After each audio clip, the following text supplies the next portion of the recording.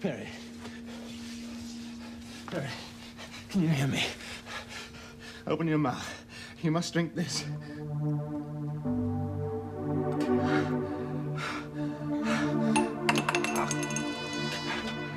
Is this death?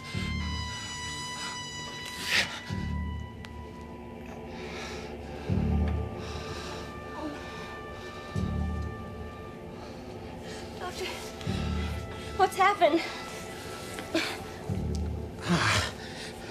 Perry, I see Professor Jackid's newest stuff. Good old Jackid. Jackid, you got the bat's milk?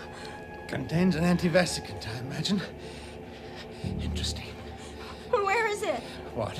The bat's milk. Finished. Only enough for you. No. There must be something I can do. Tell me.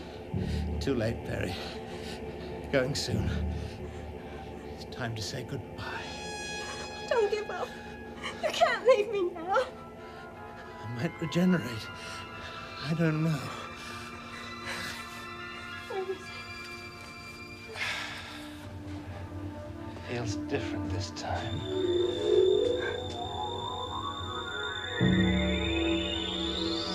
What was it you always told me, Doctor? Braveheart? You'll survive, Doctor. You must survive. Too many of your enemies would delight in your death, Doctor. Braveheart? You're needed. You mustn't die, Doctor. Many of your enemies would delight in your death, Doctor. You know You're that, needed. Doctor. You mustn't die, Doctor. You know that, Doctor. Adric? You're You needed. know that. You mustn't die, Doctor. No, my dear Doctor, you must die. Die, Doctor.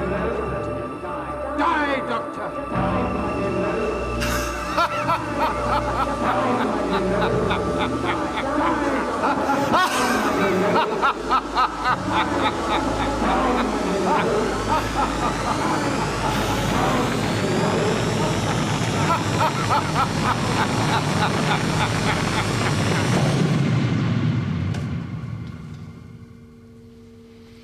Doctor?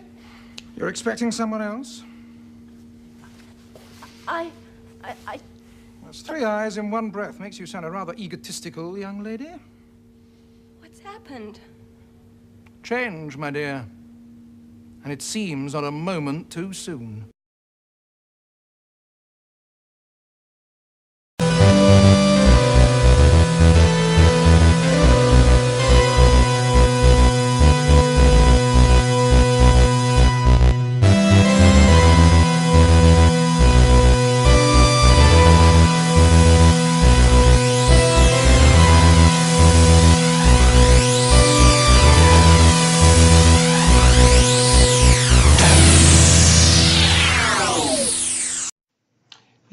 With that final scene from the Caves of Androzani, we said a fond farewell to Peter Davison as his run in the Doctor came to an end, and we welcomed Colin Baker.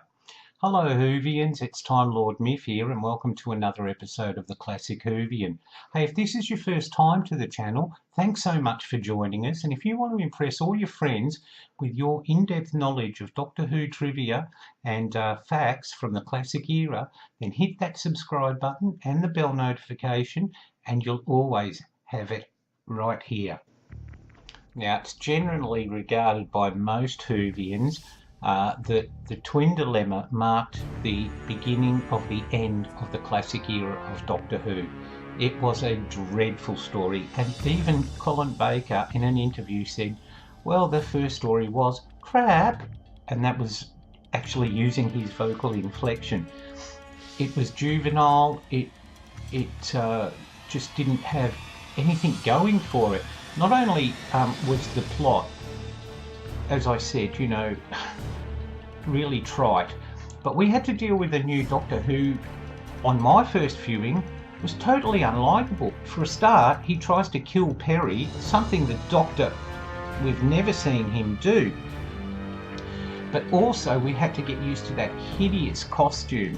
Now, there happens to be a reason for that hideous costume. Producer John Nathan Turner and Colin Baker decided to play a joke on the audience, and they wanted to see that how the audience would react to a doctor who had extremely bad taste. And unfortunately the joke didn't work, as most people just didn't get why the doctor would wear this. Now, you've got to remember that the doctor runs in and takes charge of a situation. Now, a lot of his costumes have been a little bit strange, but he could get away with it, you know, after an initial skepticism from some people in charge. The doctor usually takes control and no one comments on the way he looks. But could you imagine Colin Baker running in, "I'm the doctor, let me help"? And you'd look at that costume and go, yeah, right, I think you're a bit of a loon, actually. Now, this story was written by Anthony Stephen, and this gentleman had written for All Creatures Great and Small, the Forsyth Saga, and The Prime of Miss Jean Brodie. So, having that sort of credentials, you'd wonder how he could write something so bad. And this story consistently ranks down the bottom of all polls, and in one poll it actually came second last, and in yet another poll it came last. So it shows you it didn't rank anywhere near some of the other stories. And I can't understand how producer John Nathan Turner could say, yep, we'll go, and script editor Eric Sorwood thought this was a good script. It needed a lot of tweaking, it needed a lot of changes, and I'll get into that in a moment, Whovians. But it may have looked all right on paper, but the production values let it down something shocking.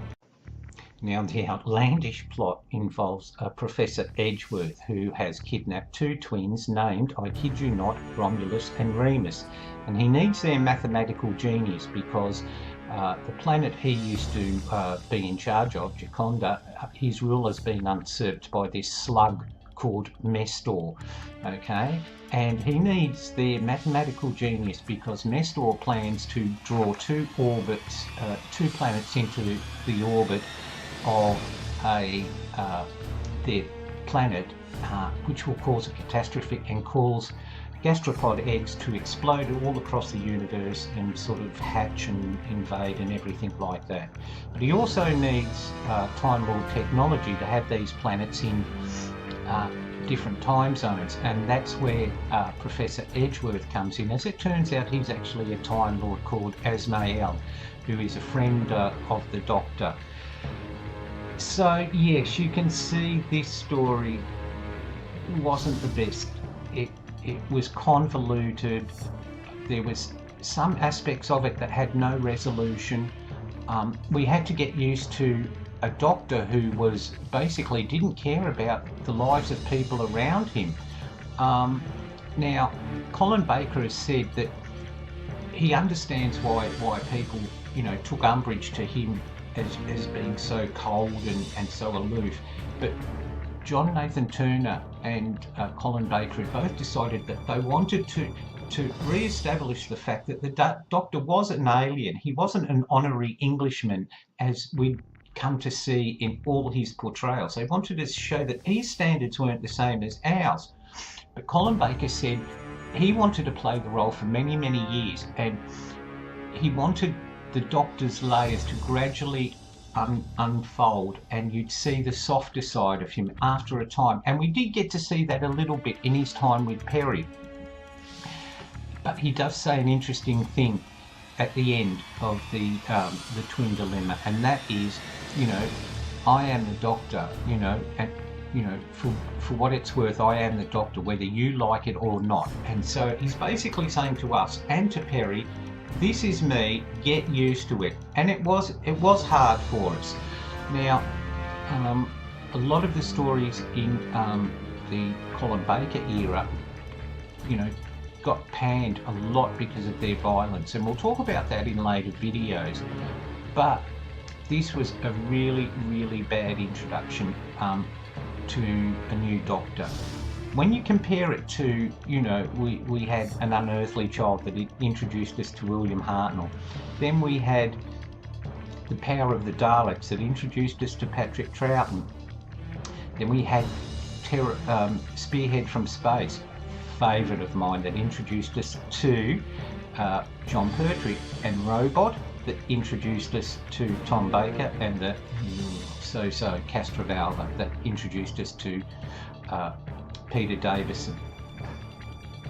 So there's always a lot of in chat rooms and forums, a lot of talk about this story, and you can check it out for yourselves, Whovians, because it is on DVD, and I'm one of those people. I collect all of them, all the Doctor Who titles, good, bad or indifferent. I have to, because it's a collection. I need all of them, and even though this is one I won't go and revisit after I get it and watch it again, it's nice to know it's there, and I've continued the continuation on. Well, there you go, Whovians. That's just a very quick look at the Twin Dillema with a few facts for you, and a little bit of trivia thrown in. I hope you've enjoyed the video. If you have, don't forget to give us a like, hit the subscribe button and the bell notification, as I mentioned earlier. And also, if you've seen the Twin Dillema, and there's probably quite a few of you that probably haven't, if you're new to the classic Who era, let me know what you thought in the comments below. Tell me, what were your first impressions when you saw Colin Baker as the Doctor? Okay, well that's it from me, Time Lord Myth, and I'll be back again soon with another video on the from our channel, The Classic Whovian. But until then, I'll see you somewhere in time and space. Bye for now.